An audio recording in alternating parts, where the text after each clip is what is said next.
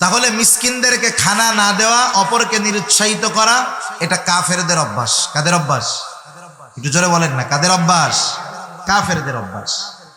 যারা মিসকিনদেরকে খানা দেয় না, অপরকে দিতে নিরুৎসাহিত করে, তারা দুনিয়াতে রিজিক সংকীর্ণতায় পড়বে। দুনিয়াতে থাকবে মাগার খাইতে পারবে না। আছে না এরকম অনেক মানুষ? আল্লাহ কত টাকা পয়সা দিছে, বয়স 35-40 বছর, আল্লাহ তাআলা গলায় ক্লোজ করে দিছে, কিছু খাইতে পারে না। এমন রোগ আল্লাহ তাআলা দিছে, যেই লোক চাইলে ডেলি 2টা গরু জবাই দিয়া মেজবানি খাইতে পারে, খাওয়াইতে পারে। এমন রোগ হয়ে গেছে 40 বছর বয়সে, ডাক্তার বলছে বাঁচতে চাইলে আমার কথা মতো চলতে হবে। কি করব? বলে ভাত খাইতে পারবা না, গোশতর গন্ধও শুকতে পারবা না। তাহলে খামো কি? বলে তোমার কিডনি সমস্যা, ডায়াবেটিস সমস্যা, হাই প্রেসার, খাবা কি তুমি? তোমার জন্য খাবার হইল আতপ চাউলের জাউ। জাউ চিনেন? জাউ চিনেন? জাউ নরম করে রান্না করে যে পোলা পান্ডে খাওয়ায়। এখন তুমি খাইবা আতপ চাউলের জাউ, কিন্তু হাই প্রেসার আছে, লবণ ছাড়া খাইতে হবে। একটু বলেন তো, আতপ চাউলের জাউ যদি লবণ ছাড়া দেওয়া হয়, কেউ খাবে? আল্লাহ চাইলে থাকবে সম্পদ, খাওয়াবে ওইটা। সূরাতুল ফাজর, আল্লাহ রাব্বুল আলামিন এই সূরার মধ্যে রিজিক সংকীর্ণতার 4টি কারণ বর্ণনা করেছেন। আল্লাহ তাআলা কোরআনুল কারীমের ওই সূরা ফাজরের মধ্যে বলেন, ফাআম্মাল ইনসানু ইযা মাবতালাহু রাব্বুহু ফাআকরামাহু ওয়া নাআমা। আল্লাহ তাআলা যখন মানুষের পরীক্ষা নেওয়ার জন্য আল্লাহ তাআলা তাকে নিয়ামত দেন, ইযা মাবতালাহু রাব্বুহু ফাআকরামাহু ওয়া নাআমা, তাকে সম্মানিত করেন, নিয়ামত দেন, সম্পদের মালিক বানায় দেন। ওই লোকটা তখন বলতে থাকে, ফায়াকুলু রব্বি আকরামান, আমার রব আমাকে সম্মানিত করেছে। দুনিয়ার মধ্যে অনেক মানুষ আছে, নামাজ রোজা কিছুর ধার ধারে না, কিন্তু সম্পদের মালিক। আছে না? আবার তার প্রতিবেশী নামাজ পড়ে, দ্বীনের উপরে চলে, কিন্তু অভাবে জীবন যাপন করে। বলেন তো, এমন দিনদার মানুষ আছে না নাই? এইবার ওই বেনামাজি বদ্দিন সম্পদের মালিক নামাজিরে বলে, নামাজ পড়ে তুই কি করলি? খায় কে, মোটা হয় কে? নামাজ পড়স তুই, বরকত দেয় আল্লাহ আমারে। চিন্তা করছেন কত বড় খারাপের খারাপ? নামাজ কালাম পড়ি না, তাই আল্লাহ কত সম্মানিত করছে। আর যদি পড়তাম, তোরা না খায় মুরগি। ও তো ভাবতেছে আল্লাহ ওকে মোহাব্বত করে সম্পদ দিছে। কারুনরে সম্পদ আল্লাহ কম দিছিল? জোরে বলেন না, কম দিছিল? কারুনরে আল্লাহ খুব ভালোবাসে না? ভালোবাসে কারুনরে। হ্যাঁ, তাইলে সম্পদ, পদ পদবি পাইলেই এটা বলা যাবে না যে আল্লাহ ভালোবাসে। সেজন্য আল্লাহ তাআলা সম্পদ মাঝে মধ্যে পরীক্ষা করার জন্য দেন। এরপরে যখন আল্লাহ তাআলা ওয়া আম্মাল ইনসানু ইযা মাবতালাহু ফাকাদারা আলাইহি রিজকা ফায়াকুলু রব্বি আহানান, আবার আল্লাহ তাআলা যখন মানুষের পরীক্ষা নেওয়ার জন্য রিজিকের মধ্যে সংকীর্ণতা দেন, সম্পদ কেড়ে নেন, সম্মান পদ পদবি সব কেড়ে নেন, এইবার ওই লোকটা যখন রিজিক সংকীর্ণতায় ভোগে, সে বলে ফায়াকুলু রব্বি আহানান, আমার রব আমাকে অসম্মানিত করেছে। আমি যে আয়াতগুলো আপনাদের খিদমতে তিলাওয়াত করেছি, তো আয়াতে কারিমাগুলোর মধ্যে আল্লাহ সুবহানাহু ওয়া তাআলা জান্নাতি ও জাহান্নামীদের মধ্যে কিছু কথোপকথনের কথা আল্লাহ তাআলা উল্লেখ করেছেন।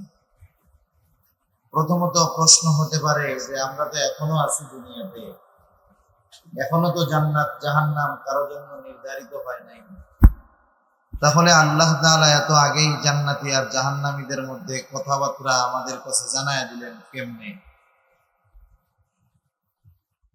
এই জিনিসটা বোঝার জন্য একটা জিনিস খেয়াল করলে সহজ হয়ে যাবে। সময়, সময়ের স্রষ্টাকে আল্লাহ তাআলা।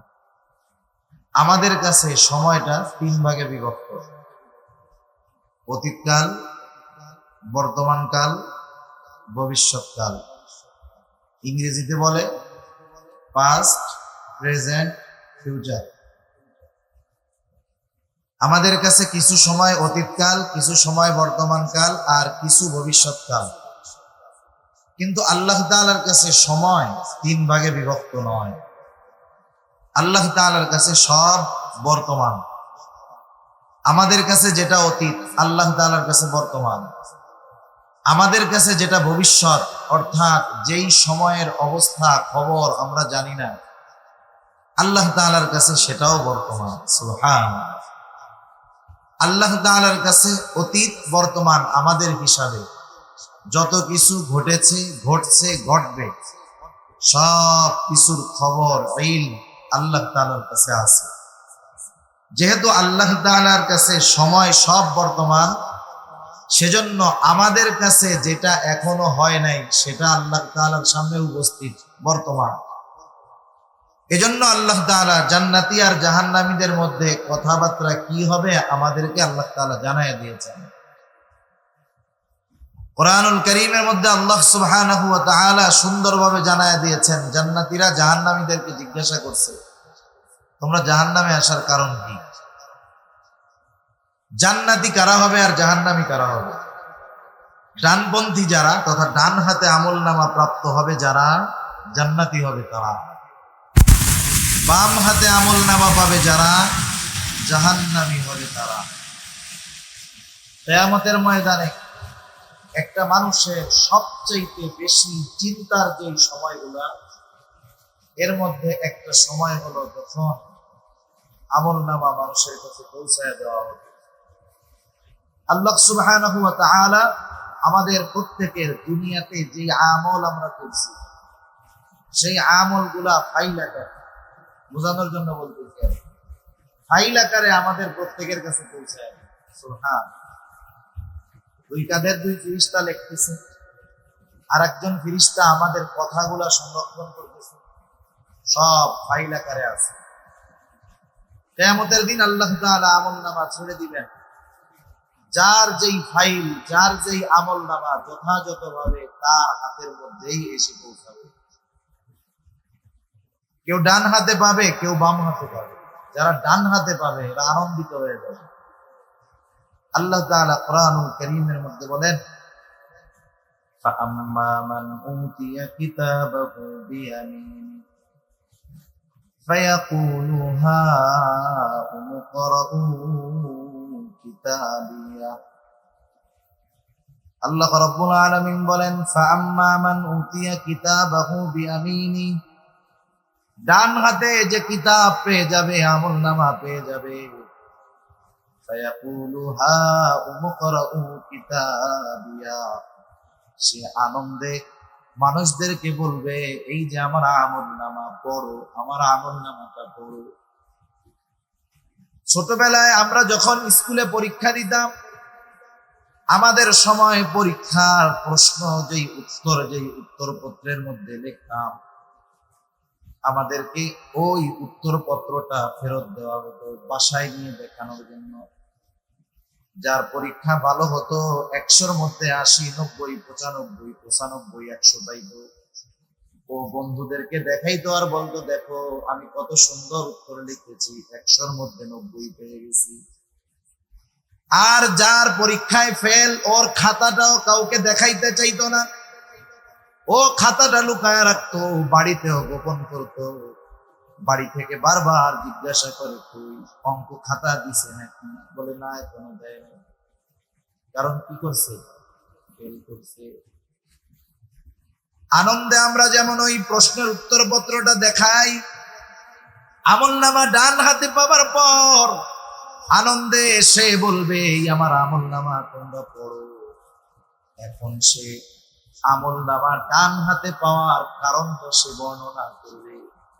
100-র মধ্যে 95 কেন সে পেয়েছে? কারণ পরীক্ষা ভালোভাবে দিয়েছে, লেখাপড়া ঠিক মতো করেছে। এইবার সে বলবে, ইন্নী যানানতু আন্নী মুলাকিন হিসাবিয়া, আমি এই ব্যাপারে দৃঢ় ধারণা রাখতাম যে আমাকে হিসাবের সম্মুখীন হওয়া লাগবে। দুনিয়াতে আমি এই বিষয়ের উপরে দৃঢ় বিশ্বাস রাখতাম, সেই জন্য দুনিয়ার আমল আমি সুন্দর করছি, এই জন্য ডান হাতে আমলনামা করছি। আবার যে বাম হাতে আমলনামা পাবে, বাম হাতে যে আমলনামা পাবে তার অবস্থা কি হবে? আল্লাহ তাআলা বলেন, ওয়া আম্মা মান উতিয়া কিতাবাহু বিশিমালিহি ফায়াকুলু ইয়া লাইতানি লাম উতা কিতাবিয়া ওয়া লাম আদরি মা হিসাবিয়া। যে বাম হাতে আমলনামা প্রাপ্ত হবে সে বলবে, হায় আমার দুর্ভাগ্য, লাম উতা কিতাবিয়া, আমি যে এই আমলনামা যদি না পাইতাম কতই না ভালো হতো। সে আফসোস করতে থাকবে, ওয়ালাম আদরি মা হিসাবিয়া, আমি আমার এই হিসাবের ব্যাপারে যদি না জানতাম কতই না ভালো হতো। সেই দিন সে আফসোস করবে, কিন্তু আর কিছু চাইবে না। ডান হাতে আমলনামা প্রাপ্ত মানুষগুলো পাবে জান্নাতি, বাম হাতে যারা আমলনামা পাবে দুনিয়ার মধ্যে সে যে কর্ম করেছে সেই কর্ম অনুযায়ী তাকে প্রতিফল দেওয়া হবে। এই কথাটাই এখানে মূলত বোঝানো উদ্দেশ্য। কুল্লু নাফসিন বিমা কাসাবাত রহিনা, প্রত্যেক প্রাণ তার কর্মের ব্যাপারে সে আবদ্ধ, বন্ধক রাখছে, মানে খারাপ কাজ করছে সে ওই খারাপ কাজের প্রতিদান পাবে। তবে ইল্লা আসহাবাল ইয়ামিন, ডানপন্থী তথা যারা ডান হাতে আমলনামা পাইছে তারা ছাড়া। আল্লাহ রাব্বুল আলামিন এরপরে যারা ডানপন্থী তথা জান্নাতি তাদের অবস্থা কি হবে? জান্নাতীরা যখন জান্নাতের মধ্যে চলে যাবে, জান্নাতে যাওয়ার আগ পর্যন্ত প্রত্যেকটা মানুষ সর্বোচ্চ চিন্তায় থাকবে। সেই দিন মানুষেরা প্রত্যেকে নিজের চিন্তায় বিভোর থাকবে। কুরআনুল কারীমের মধ্যে আল্লাহ তাআলা বলেন, মারউ মিন আখিহি ওয়া উম্মিহি ওয়া আবিহি ওয়া সাহিবাতিহি ওয়া বানিহি লিকুল্লি ইমরিইন মিনহুম ইয়াওমাইযিন শা'নুন। সেই দিন তো এমন একটি, দুনিয়ায় ভাইয়ের সাথে কত মহব্বত, সেই দিন ভাইয়ের থেকে পালাবে। চিন্তা করবে যদি ভাইয়ের সাথে দেখা হয়, একটা মেয়েকে যদি চায় বসে পালায় চলে যাবে। বাবার থেকে পালাবে, মার থেকে পালাবে, স্ত্রীর থেকে পালাবে, সন্তানের থেকে পালাবে। কেউ চাইবে না পরিচিত কারোর সাথে দেখা হয়ে যাক। দেখা যদি হয়েও যায় সে পরিচয় তো স্বীকার করবে। সবাই তো করবে। যেই মা 10 মাস গর্ভে ধারণ করছে, 2 বছর দুধ পান করিয়েছে নিঃশ্বাস দিয়ে, দুনিয়ার মানুষের মধ্যে নদীর কথা বলে, অন্যান্য মানুষের মধ্যে যে সবচাইতে নিঃস্বার্থভাবে ভালোবাসে সে হলো মা। ওই কঠিন মুসিবত কিয়ামতের দিন মা তার সন্তানের পরিচয়কেও অস্বীকার করবে। এমন কঠিন একদিন সেই দিন। সেজন্য প্রত্যেকটা মানুষ পেরেশানি। কিন্তু যখন মানুষ জান্নাতে চলে যাবে, এখন তো আর চিন্তা নাই, টেনশন আছে, ওখানে তো সালাম, শান্তি আর শান্তি। জান্নাতীরা জান্নাতে গিয়ে এবার তাদেরকে খুঁজতে থাকবে, দুনিয়াতে যাদের সাথে তার সম্পর্ক ছিল খুঁজতে থাকবে কোথায় তারা। সবাইকে তো পাবে না, একসাথে স্কুলে পড়ছে, একসাথে খেলাধুলা করছে, সে জান্নাতি, দেখা যাবে তার আর এক বন্ধু সে হয়ে গেছে জাহান্নাম। কোথায় তারা? আল্লাহ রাব্বুল আলামিন জান্নাতি আর জাহান্নামীদের মধ্যে কথোপকথনের ব্যবস্থা করে দিবেন। জান্নাতি আর জাহান্নামীদের মধ্যে কথোপকথনের ব্যবস্থা আল্লাহ তাআলা করবেন। প্রথমত যখন জান্নাতীরা জাহান্নামীদের ওই অবস্থান দেখতে পাবে, কষ্ট দেখতে পাবে, তখন তারা যেই নিয়ামত পেয়েছে, জান্নাত পেয়েছে, এই জান্নাত পাওয়ার কৃতজ্ঞতা আল্লাহ তাআলার কৃতজ্ঞতা আরো বাড়ায়া দিবে। যখন কেউ শুধু শান্তির মধ্যে থাকে, কষ্টের ব্যাপারে তার কোনো জ্ঞান থাকে না, সে এই শান্তির মর্ম বুঝতে পারে না। জাহান্নামীদের ওই দুর্দশা দেখে জান্নাতীরা বুঝতে পারবে আল্লাহ তাআলা কত মেহেরবানি আমাদের উপর করছেন। জান্নাতীরা পরস্পর কথাবার্তা বলবে, ফি জান্নাতি ইয়াতাসাআলুনা আনিল মুজরিমিন, তাফসিরে ইবনে কাসিরের মধ্যে আসছে জান্নাতীরা পরস্পর বলা বলি করবে, জান্নাতীরা জাহান্নামীদেরকে জিজ্ঞাসা করবে। আল্লাহ তাআলা কত সুন্দরভাবে এই কথোপকথনের কথা আমাদেরকে জানায়া দিয়েছেন। ফি জান্নাতিন ইয়াতাসাআলুনা আনিল মুজরিমিন মা সালাকাকুম ফি সাকার। মুজরিম তথা পাপী জাহান্নামীদের কাছে তারা জানতে চাইবে, মা সালাকাকুম ফি সাকার, কোন জিনিস তোমাদেরকে এই জাহান্নামে আনলো, কোন কারণে জাহান্নামে তোমরা আসতে বাধ্য হইলা। এবার জাহান্নামীরা জাহান্নামে যাওয়ার কারণগুলা বলবে। অল্প সময়ে এই কারণগুলা যাই না আমরা ইনশাআল্লাহ আলোচনা শেষ করে দেব। জাহান্নামীরা জাহান্নামে যাওয়ার কারণগুলা এবার তারা বলবে। এই সূরার মধ্যে 4টি কারণ জাহান্নামীরা তাদের জাহান্নামে যাওয়ার কারণ হিসাবে উল্লেখ করবে। কয়টা কারণ? 4টা কারণ। এই 4 কারণ, জাহান্নামে যাওয়ার 4 কারণ যদি আমাদের কারো মধ্যে থাকে, বিপদের বিষয় না?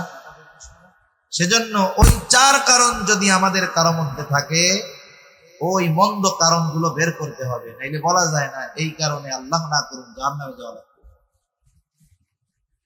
জাহান্নামীরা বলবে, ক্বালু লাম নাকু মিনাল মুসাল্লিন। 1 নাম্বার কারণ, আমরা মুসল্লি ছিলাম না। আমরা তো মনে করি সপ্তাহে একদিন নামাজ পড়লেই সে মুসল্লি, বিষয়টা এমন নয়। আমার আগে হযরত আরশের ছায়ায় যে 7 শ্রেণীর মানুষ স্থান পাবে, এর মধ্যে একজন হলো সেই ব্যক্তি, রাজুলুন কলবুহু মুআল্লাকুম বিল মাসাজিদ। ওই ব্যক্তি যার অন্তর সর্বদা মসজিদের সাথে থাকে, সে হলো অরিজিনাল মুসল্লি। আর যেই ব্যক্তির অন্তর সর্বদা মসজিদের সাথে থাকে, সে কখনো নামাজ ত্যাগ করে না, সে কখনো নামাজ পরিত্যাগ করে না, বরং তার দুনিয়ার মধ্যে সবচাইতে গুরুত্ব যেই ব্যাপারে থাকে সেটার নাম হলো নামাজ। জাগতিক যত ব্যস্ততা তার থাকুক না কেন, নামাজের সময় হলে তার অন্য কোনো কিছু আর পেরেশানি থাকে না, সব নামাজের দিকে সে ঝুঁকিয়ে দেয়, নামাজের ব্যাপারে সে চিন্তিত বেশি থাকে। আচ্ছা একটু বলেন না, দুনিয়ায় আমাদের দেশ 92% মুসলমানের দেশ। কিছু জিনিস আছে শুধু দাবি করলে হয় না। 92% মুসলমানের দেশ আমরা দাবি করি, কিন্তু জরিপ হলো আমাদের দেশে যত মুসলমান আছে, এই মুসলমানদের মধ্যে শতকরা 10 ভাগও নয়, বরং তার অনেক কম, 7-8% মানুষ সর্বোচ্চ 5 ওয়াক্ত নামাজ পড়ে। বাকি 93% মুসলমানের হিসাবে 93% মুসলমান 5 ওয়াক্ত নামাজ পড়ে না। ঢাকা শহর সহ আমাদের গ্রাম অঞ্চলগুলোতেও জুমার দিন মসজিদ ভরে যায়, 5-7 তলা মসজিদ ভরে, বিশাল রাস্তায় জায়গা থাকে না, জ্যাম লেগে যায়।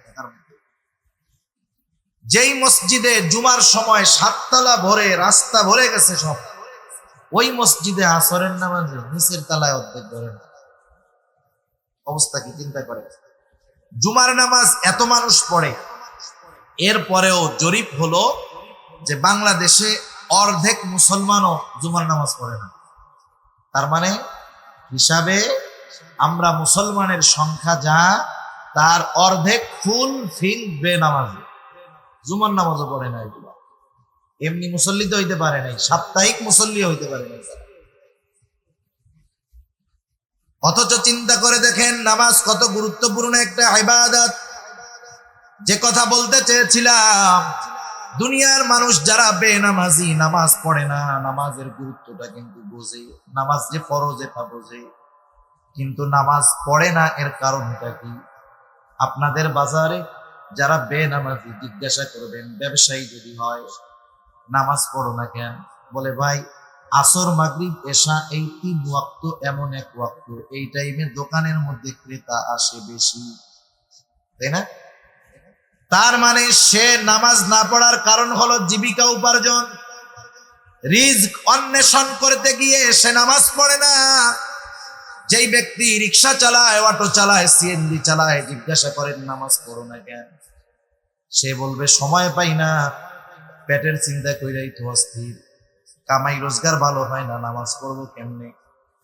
আমাদের একটা চিন্তাধারা এমন হয়ে গেছে যে আমরা মনে করি শরীয়তের বিধিবিধান গুলা মান্য করলে শুধু মনে হয় পরকালের কল্যাণ, দুনিয়ার কোন মনে হয় কল্যাণ না। আমাদের ধারণাটা ওইরকম যে আমরা যদি শরীয়তের হুকুম আহকাম মেনে চলি, লাভ পরকালে, দুনিয়ার মনে হয় কোনো লাভ নাই। যদি দুনিয়ার লাভটা বুঝতো সাধারণ মানুষ, ব্যবসায়ী দোকান বন্ধ করে তাহলে নামাজ পড়বে। আল্লাহ তাআলা কত সুন্দরভাবে জানায় দেন নামাজ পড়লে শুধু পরকালের লাভ না, দুনিয়ার লাভ আছে না নাই। তাইলে আমরা ছোট্ট একটু আলোচনায় জানতে পারলাম অধিকাংশ মানুষ নামাজ না পড়ার অন্যতম একটি কারণ রুজি রোজগার করার জন্য নামাজ পড়ে না, টাইম পায় না, ঠিক না? এখন বলেন রিজিকের মালিক কে? আর একটু জোরে কর না, কে? আল্লাহ তাআলা কি বলেন আমরা একটু শুনি। আল্লাহ তাআলা বলেন ওয়া'মুর আহলাকা বিস-সালাতি ওয়াসতাবির আলাইহা লা নাসআলুকা রিজকা। আল্লাহ রাব্বুল আলামিন বলেন ওয়া'মুর আহলাকা বিস-সালাতি ওয়াসতাবির আলাইহা, তুমি তোমার পরিবার পরিজন অধীনস্থদেরকে নামাজের আদেশ করো, তারাও পড়বে, তাদেরকেও পড়াও, তুমিও তার উপরে অটল থাকো, তুমিও নামাজি হও। কারণ একা নামাজ পড়লে হবে না, একা জাহান্নাম থেকে বাঁচলে হবে না। কারণ আল্লাহ তাআলা বলেন ইয়া আইয়ুহাল্লাযীনা আমানু কু আনফুসাকুম ওয়া আহলিকুম নারা। আল্লাহ তাআলা বলেন হে ঈমানদারেরা, তুমি নিজে এবং তোমার অধীনস্থদেরকে জাহান্নামের আগুন থেকে বাঁচাও। দুনিয়ার অনেক নেককার মানুষ, ভালো মানুষ, দিনদার মানুষ, আখিরাতে এই যে তার অধীনস্থদেরকে দ্বীনের উপরে চলার আদেশ নির্দেশ না দেওয়ার কারণে দুনিয়ায় ভালো আমল করনেওয়ালা লোকটা কিয়ামতে এদের কারণে ধরা খেয়ে যাবে। এজন্য আমরা অনেক সময় অনেক মানুষ আছে ঘরের থেকে ফজরের নামাজ পড়তে বের হয়, দরজাটা এত আস্তে খুলে যাতে আওয়াজে ছেলে মেয়ে স্ত্রী সন্তানের ঘুম না ভাঙা যায়। একা একা নামাজ পড়ে চলে আসছে, ঘরের সবাই ঘুমিয়ে গেছে না, সে তো মনে করতেছে আমি নামাজ পড়ে আসলাম। সে তো তার সন্তান অধীনস্থ পরিবার পরিজন এদেরকেও জাহান্নামের দিকে ঠিক ঠেলে দিল। ওদেরকে ঠেলে দেওয়ার কারণে ওরাও টাই না, ওই নামাজিকে ওরাও জাহান্নামে নিয়ে একা পড়ছে, এদের পড়তে বলে নাই। সেজন্য আল্লাহ তাআলা জানায় দিলেন অধীনস্থদেরকে নামাজের আদেশ করো, আর তুমি এই নামাজের উপরে অটল থাকো। লাভটা কি হবে? আল্লাহ তাআলা বলেন লা নাসআলুকা রিজকা, আমি তোমাদের কাছে রিজিক চাই না, বরং তোমরা নামাজ যদি পড়ো, অধীনস্থদেরকে যদি পড়াও, লাভ তোমাদের। প্রথম লাভ দুনিয়ার। আল্লাহ তাআলা বলেন নাহনু নারযুকুকা, আমি আল্লাহ তোমাদেরকে রিজিক প্রদান করব। তাইলে দেখেন, ব্যবসায়ী ব্যবসা করে নামাজ পড়ে না, রিজিকের আশায়, কাজ হবে? বরকত হবে না। সেজন্য নামাজ পড়লে দুনিয়ায় রিজিকের ব্যবস্থা আল্লাহ তাআলা করে দেন। শত ব্যস্ততা থাক, কাজ থাক, আমরা 5 ওয়াক্ত নামাজ পড়ব। 5 ওয়াক্ত নামাজ সুন্দরভাবে পড়তে একেবারে ধীর স্থিরতার সাথে যাবে। সাধারণ মুসল্লিরা তো আর সূরা বাকারা আল ইমরান দিয়ে পড়বে না, ওনরা তো শেষের 5-7টা সূরা দিয়ে পড়বে, 10টা সূরা দিয়ে পড়বে। ওই সূরাগুলা দিয়ে সুন্দরভাবে 4 রাকাত নামাজ পড়তে 10 মিনিট লাগবে, একেবারে সহি শুদ্ধভাবে। সব মিলিয়ে 5 ওয়াক্ত নামাজে 1.5 ঘন্টা সময় লাগলো। 1.5 ঘন্টা সময় কি একবারে লাগে না 5 বারে লাগে? এক বল খেলা দেখতে তো 2 ঘন্টা একটানা বসে থাকলে মজা হবে, তাই না? অথচ 5 ওয়াক্ত নামাজ 5 ভাগে পড়বে, 1.5 ঘন্টা সময়, মসজিদে ঢুকতে মন চায়। আফসোস, কি বলবো অন্যদের কথা। কত জায়গায় কত মুরব্বী আছে, দাড়িটা পেকে গেছে, চামড়া ঢিল হয়ে গেছে, ঝুলে গেছে, চোখ কোটরের মধ্যে চলে গেছে, 70-75 বছর বয়স, মসজিদের পাশে 4 দোকান, বসে দীর্ঘ সময় বসে চা খায়, টেলিভিশন দেখে, বিড়ি খায়, পান চাবায়, পাশে আজান হয়, নামাজ হয় মসজিদে। আল্লাহর বান্দা ঢুকতে পারে না। নসিব বড় খারাপ। সেজন্য জাহান্নামীরা বলবে আমরা মুসল্লি ছিলাম না, আমরা মুসল্লি হব। মুসল্লি শুধু নিজে হলে হবে না, অধীনস্থদেরকেও মুসল্লি বানাতে হবে।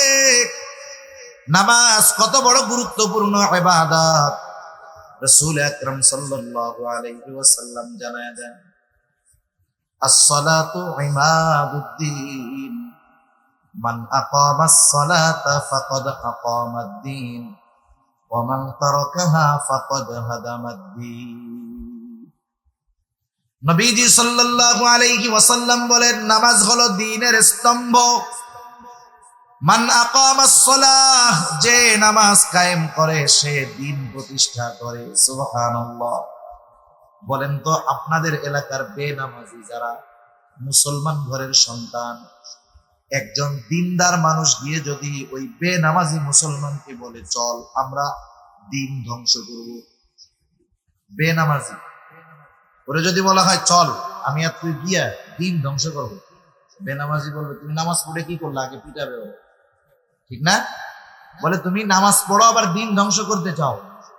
অথচ ও বেনামাজি, ও জানে না যে ও নামাজ না পড়ে নিজেই দিন ধ্বংস করতেছে। নবীজি এরপরে বলেন, নমান তারাকাহা ওয়া মান তারাকাস সালাতা ফাকাদ হাদামাদ-দ্বীন, আর যে নামাজ ছেড়ে দিল সে দিন ধ্বংস করলো।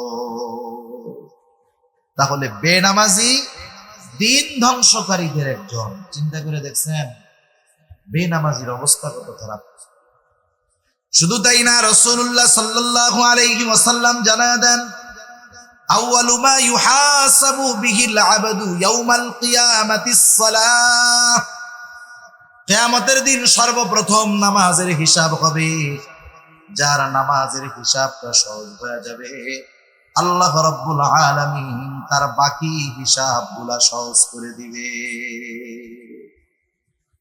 সেজন্য মুমিন হিসাবে জান্নাতে যেতে হলে, জাহান্নাম থেকে বাঁচতে হলে বড় জোরে আপনাদের কাছে অনুরোধ করে বলতেছি, যারা নামাজ পড়েন তো আলহামদুলিল্লাহ, যারা পড়েন না মাঝে মধ্যে দু এক তো পড়েন, দু এক তো পড়েন না, জাহান্নামের কথা চিন্তা করে হলেও 5 ওয়াক্ত নামাজটা পড়েন, শত ব্যস্ততার মধ্যে হলেও পড়েন।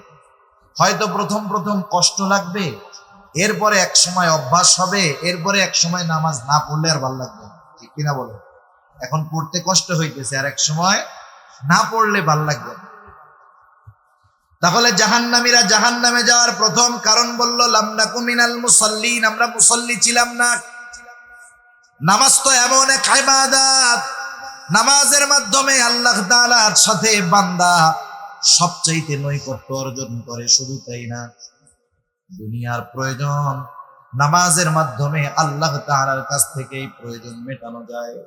সালাতুল হাজতের মাধ্যমে পরে আল্লাহ তাআলা জবাব দেয়। সুবহানাল্লাহ। বান্দা সিজদার মাধ্যমে আল্লাহ তাআলার সবচেয়ে নৈকট্য অর্জন করে। ওয়াসজুদ ওয়াকতারিব, সিজদা করো আর নৈকট্য অর্জন করো। সুবহানাল্লাহ। রাসূল আকরাম সাল্লাল্লাহু আলাইহি ওয়াসাল্লাম অন্তরের প্রশান্তি আনয়নের জন্য সালাত নামাজ পড়তেন।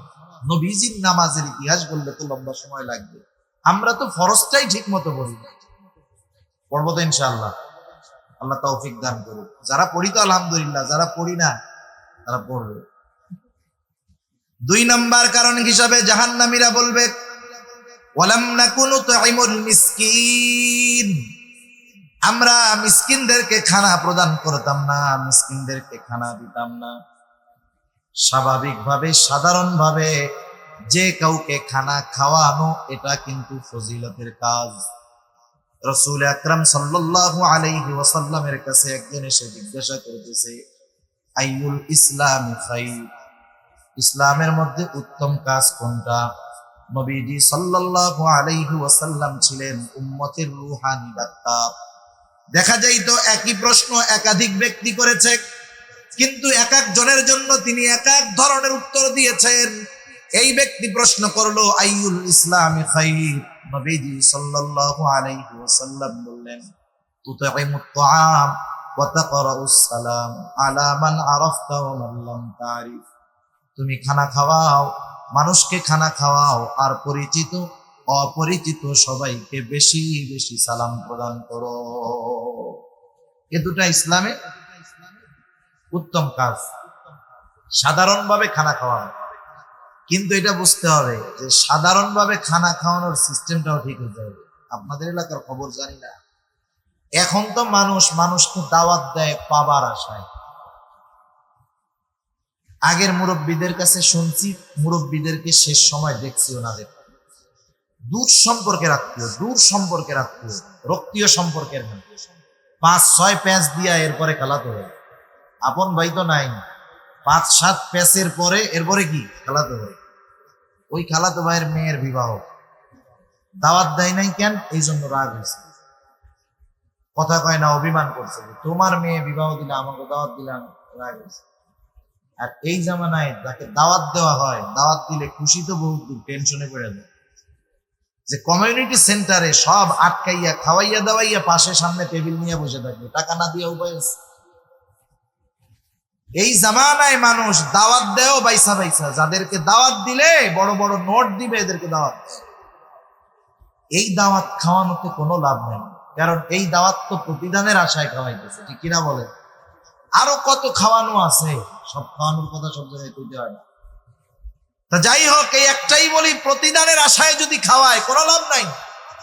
আর যদি আল্লাহর জন্য খাওয়ানো হয়, একজন ধনী মানুষ হতে পারে, তারে খাওয়াইলাম আল্লাহর জন্য, ওই খাওয়ানোর মধ্যেও ফজিলত আছে, ঠিক কিনা?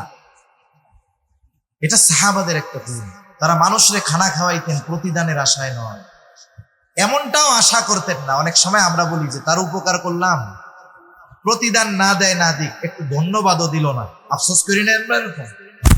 সাহাবারা কেমন ছিল, তাদের গুণ ছিল কেমন, তারা মানুষকে খানা খাওয়াইতো কেন? আল্লাহ তাআলা বলেন, ইন্নামা নুতঈমুকুম লিওয়াজহিল্লাহ লা নুরিদু মিনকুম জাযাআন ওয়ালা শুকুরা। তারা বলে, ইন্নামা নুতঈমুকুম লিওয়াজহিল্লাহ, আমরা তোমাদেরকে খানা খাওয়াইছি আল্লাহর জন্য, যেহেতু আল্লাহর জন্য খানা খাওয়াইছি, লা নুরিদু মিনকুম জাযাআ, আমরা তোমাদের কাছে কোনো প্রতিদান চাই না, প্রতিদান তো বহুদূর, ওয়ালা শুকুরা, কৃতজ্ঞতা প্রকাশ করো তথা ধন্যবাদ দাও, এটাও চাই না। আমরা কি করি? দাওয়াত দিয়া কমিউনিটি সেন্টারের মধ্যে ঢুকাইয়া বাইরে হওয়ার দরজা একটা, লজ্জায় হইলেও টাকা দেওয়াই লাগে।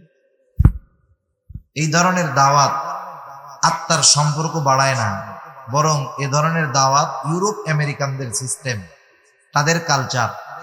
তারা পেইং গেস্ট রাখে, পেইং গেস্ট, বাসায় মেহমান থাকে ঠিক, কিন্তু টাকা দিয়ে খাওয়ান লাগে। এটা মুসলমানের কালচার না। এজন্য আমরা সাধারণভাবে মানুষকে খানা খাওয়াবো, এটা তো ভালো কাজ। এখন এই খাবারটা যদি মিসকিন অসহায়রে খাওয়ানো হয়, তেলও মাথায় তেল দিলে ওতে কোনো দাম পাওয়া যায় না। যে প্রতিদিন ভালো খায় তারে ভালো খাওয়াইয়া সুনাম হয় না, দোয়া পাওয়া যায় না, বরং খাওয়ানোর পরে সে আগে 5 দিন যা খাইছে এটার সাথে এটার কম্পেয়ার করে, কি বলে, যারে গতকাল যে গোশটা খাইলাম মেজবানির গোশ, ওটা যে মজা লাগছে, আজকে এটা জাল বেশি হয়ে গেছে। ও তো প্রতিদিন খায়, এই জন্য খাওয়ার পরে শুকরিয়ার টাইম তো নাই, ও কম্পেয়ার করে, তুলনা করে, আগের দিনেরটা কেমন হয়েছে, ওই বাড়িরটা কেমন হয়েছে, ওই হোটেলেরটা কেমন হয়েছে। কিন্তু আমি আপনি যদি একজন অসহায়রে খাওয়াই, যে 1 মাস গরুর গোশতের গ্রানই পায় নাই, লবণ কম হইল না বেশি হইল, ঝাল হইল না কম হইল, ওইটা দেখবে না, ও খাইয়া খুশি হয়ে যাবে, ঠিক কিনা বলেন? সেজন্য মিসকিনদেরকে খানা খাওয়ানো বড় ফজিলতের কাজ। আমার কাছে সামর্থ্য নাই, আমি খাওয়াইতে পারি না, আরেকজনকে উৎসাহ দিব, নিরুৎসাহিত করব না। নিজে খানা খাওয়াইতে পারলে সবচেয়ে ভালো। আমি পারলাম না, আমার কাছে একজন আসছে সাহায্যের জন্য, ভাই 10টা টাকা দেন, কিছু খাবো, আমার কাছে নাই।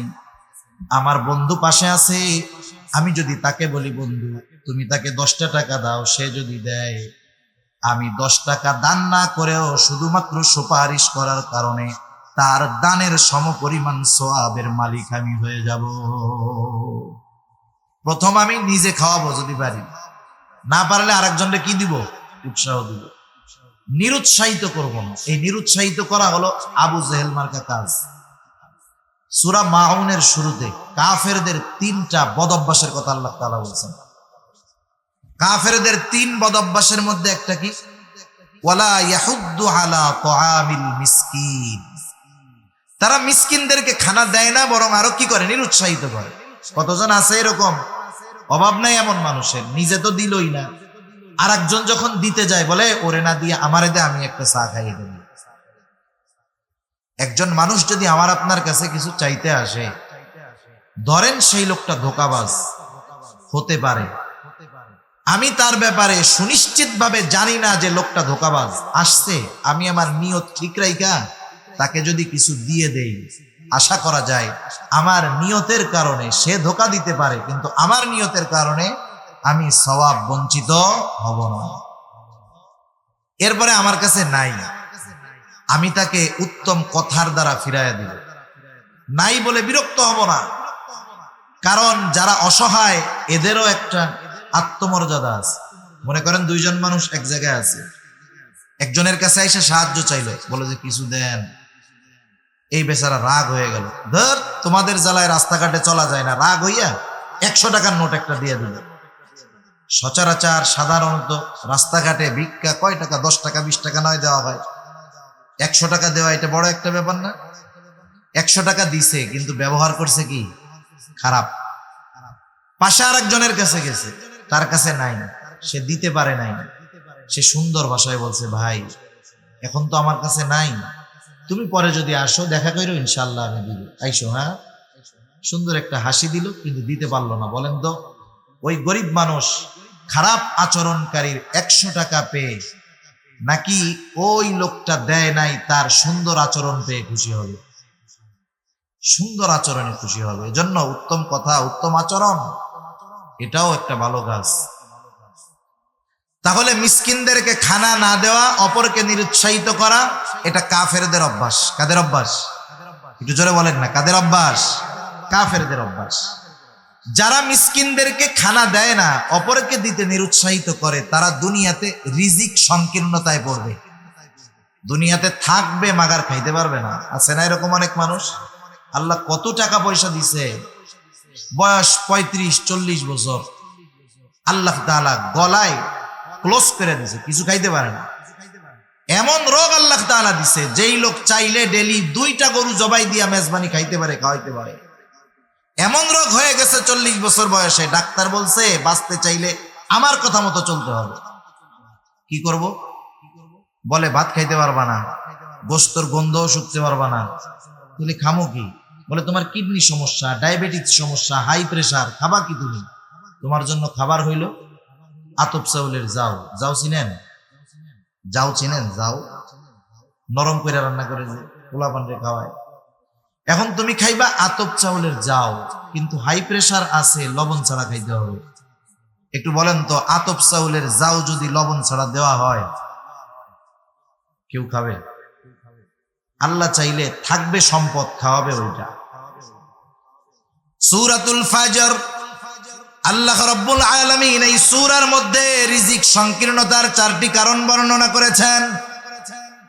আল্লাহ তাআলা কোরআনুল কারীমের ওই সূরা ফাজরের মধ্যে বলেন, ফাআম্মাল ইনসানু ইযা মাবতালাহু রাব্বুহু ফাআকরামাহু ওয়া নাআমা।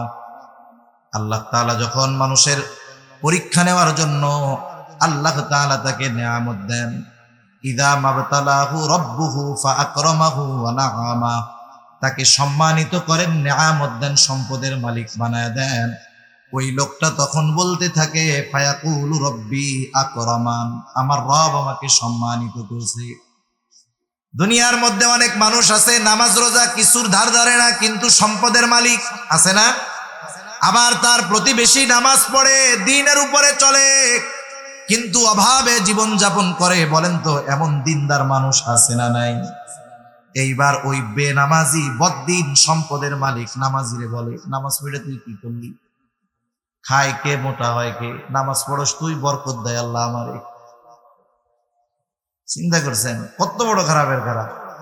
নামাজ কালাম পড়ি না, তাই আল্লাহ কত সম্মানিত করছে, আর যদি পড়তাম তোরা না খায় মুরগি। ও তো ভাবতেছে আল্লাহ ওকে মোহাব্বত করে সম্পদ দিছে। কারুনরে সম্পদ আল্লাহ কম দিছিল? জোরে বলেন না, কম দিছিল? কারুনরে আল্লাহ খুব ভালোবাসে না? ভালোবাসে কারুন। হ্যাঁ, তাইলে সম্পদ পদ পদবি পাইলেই এটা বলা যাবে না যে আল্লাহ ভালোবাসে। সেজন্য আল্লাহ তাআলা সম্পদ মাঝে মধ্যে পরীক্ষা করার জন্য দেন। এরপরে যখন আল্লাহ তাআলা ওয়া আম্মাল ইনসানু ইযা মাবতালাহু ফাকাদারা আলাইহি রিজকা ফায়াকুলু রাব্বি আহানান, আবার আল্লাহ তাআলা যখন মানুষের পরীক্ষা নেওয়ার জন্য রিজিকের মধ্যে সংকীর্ণতা দেন, সম্পদ কেড়ে নেন, সম্মান পদ পদবি সব কেড়ে নেন, এইবার ওই লোকটা যখন রিজিক সংকীর্ণতায় ভোগে সে বলে ফায়াকুলু রব্বি আহানান, আমার রব আমাকে অসম্মানিত করেছে। তাফসীরের মধ্যে মুফাসসিরিনে কেরাম বলেন, মানে সে বলতে চায় যে আমি সম্মানের উপযুক্ত ছিলাম কিন্তু আমার রব আমারে সম্মানিত করে নাই। নাউযুবিল্লাহ। তাইলে এটা আল্লাহর ব্যাপারে তার কি একটা অভিযোগ দায়ের করেছে না। এবার আল্লাহ তাআলা ওই শ্রেণীর মানুষের এই অভিযোগের জবাব দিচ্ছেন যে তোমাদের রিজিকের সংকীর্ণতা কেন হয়েছে।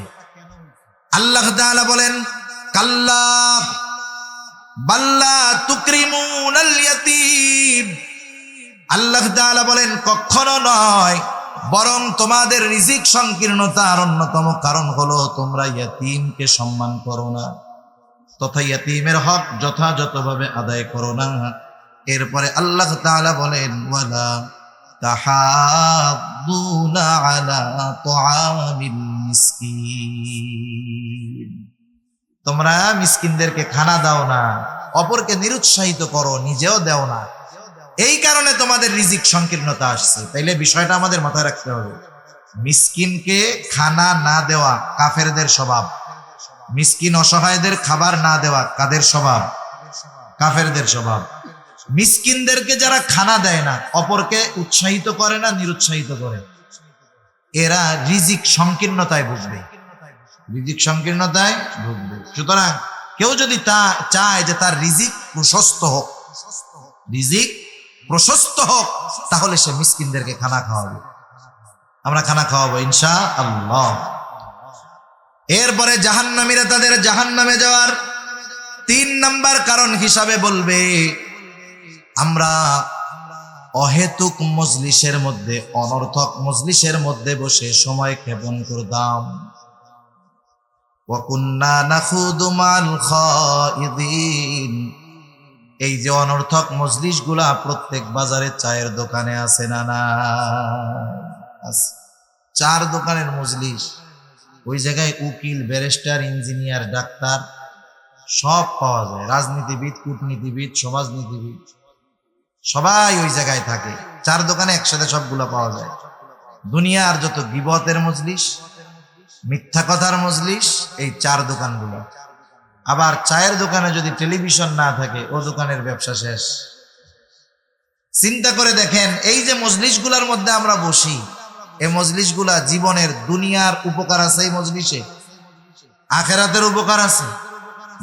বরং অনর্থক মজলিসে সময় ব্যয় করে আমার আমলনামা গোনা দ্বারা আমরা আরো ভারী করে দিচ্ছি।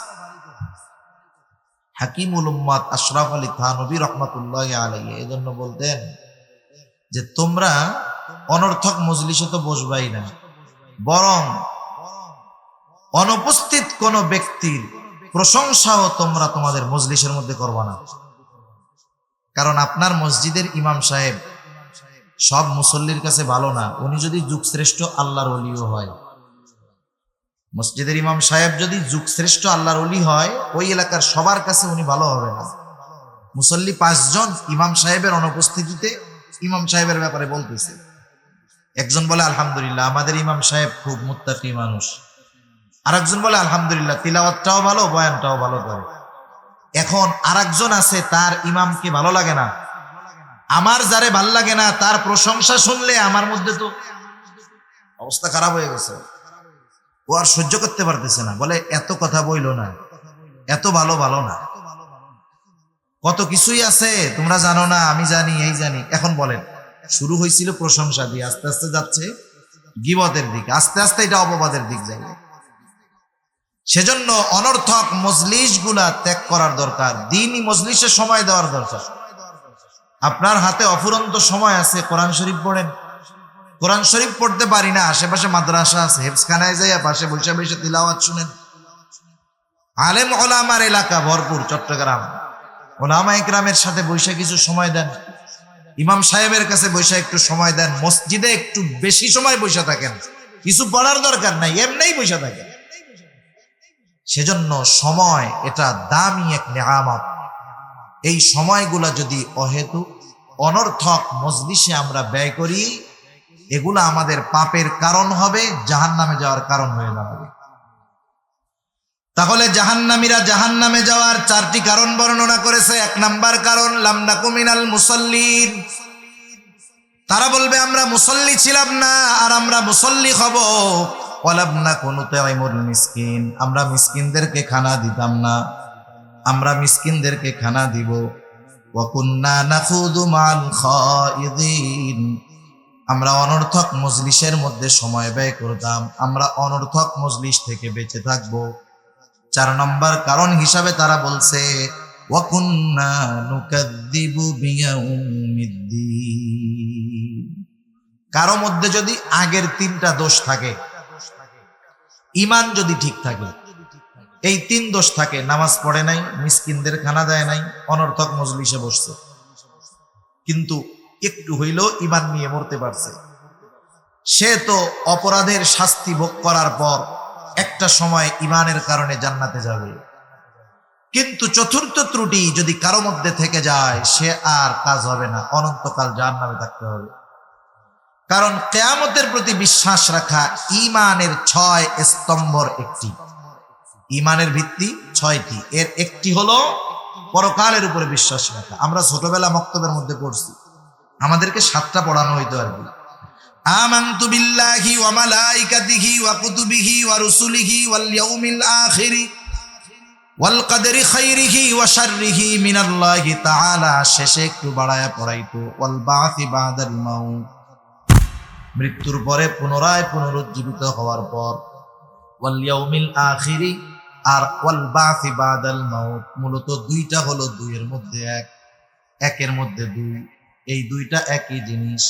মৃত্যুর পর থেকে নিয়ে বাকি সময়টা হলো পরকাল, এগুলার উপরে বিশ্বাস রাখা। সেই জন্য ঈমানের 6 স্তম্ভর একটি হলো ওয়াল ইয়াউমিল আখিরি, কিয়ামতের উপরে বিশ্বাস রাখা। একটা মানুষ যদি পরকালকে অস্বীকার করে, পরকালকে অবিশ্বাস করে, নিঃসন্দেহে সে বেঈমান। আচ্ছা, জাহান্নামে যাওয়ার কারণ, কিয়ামতকে অস্বীকার করতাম, পরকালকে মিথ্যা মনে করতাম, মিথ্যা প্রতিপন্ন করতাম, এই কথাটা কেন বলা হইল? এই কারণটা কেন সামনে আনা হইল? উলামায়ে কেরাম বলেন, কিয়ামতের প্রতি বিশ্বাস হলো এমন এক বিশ্বাস, পরকালের প্রতি যার যত বেশি বিশ্বাস, দুনিয়ার আমল তার তত সুন্দর। সুবহানাল্লাহ। লিংক কোন জায়গায় দেখছেন? ওই যে শুরুতে বলছিলাম, ডাইন হাতে যে আমল নামা পাইছে, খুশির ঠেলায় বলতেছে আমারটা পড়া দেখো। কেন আমি পাইছি জানো? আমল নামা ডাইন হাতে পাওয়ার কারণ কি জানো? আমি দুনিয়ার মধ্যে এই দৃঢ় বিশ্বাস রাখতাম যে আমাকে হিসাবের কাঠগড়ায় দাঁড়াতে হবে, এই কারণে আমি ডাইন হাতে আমল নামা পাইছি। আমল নামা কি দুনিয়ায় দিবে না পরকালে দিবে? হিসাব দুনিয়ায় হবে না পরকালে হবে? সেজন্য আখিরাতের জবাবদিহিতার ভয় মানুষকে বাস্তব মানুষে পরিণত করে।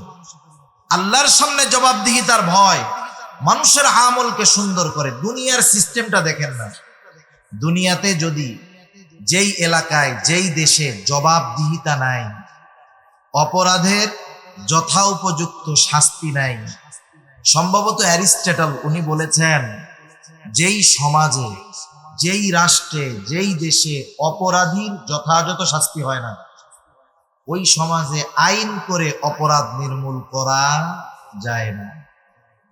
অপরাধ নির্মূলের জন্য অপরাধীর যথোপযুক্ত শাস্তি হতে হবে।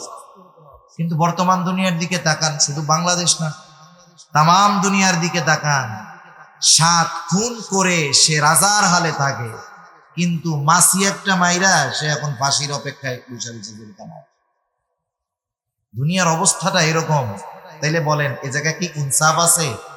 ন্যায় বিচার আছে? জবাবদিহিতা আছে? দেশের টাকা সব আর এক জায়গায় চলে যাচ্ছে, দুর্নীতির উপরে দুর্নীতি হচ্ছে, কোনো জবাবদিহিতা নাই, যার কারণে দিন যাচ্ছে, আইন কঠোর হচ্ছে, কিন্তু অপরাধ যাইতেছে না। এটা দুনিয়ারও নিজাম।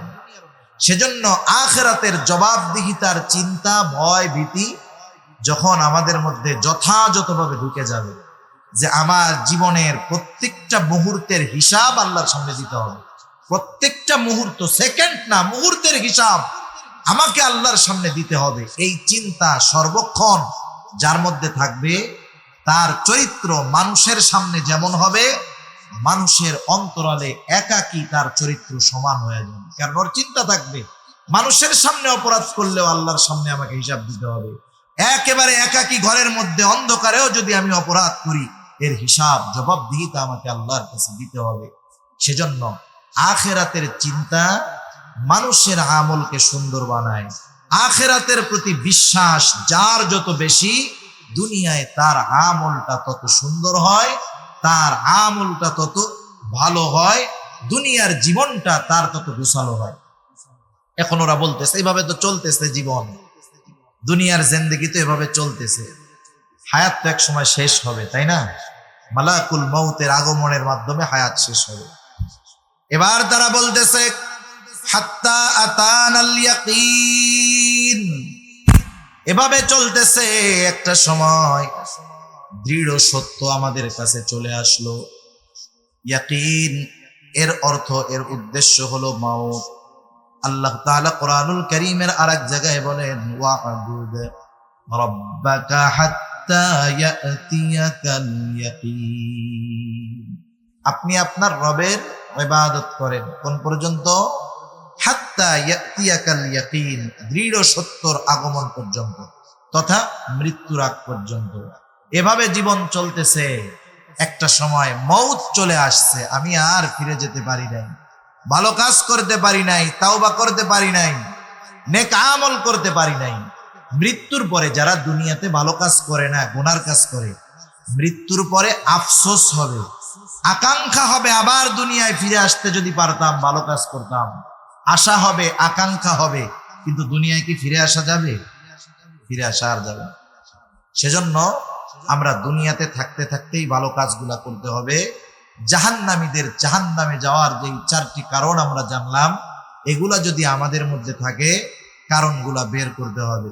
আল্লাহ সুবহানাহু ওয়া তাআলা আমাদের সবাইকে কথাগুলা অনুযায়ী যথাযথভাবে আমল করবার তৌফিক দান করুন। সকলে বলি আমিন, আরো জোরে বলি আমিন। ওয়া আখিরু দাওয়ানা আনিল হামদুলিল্লাহি রাব্বিল আলামিন।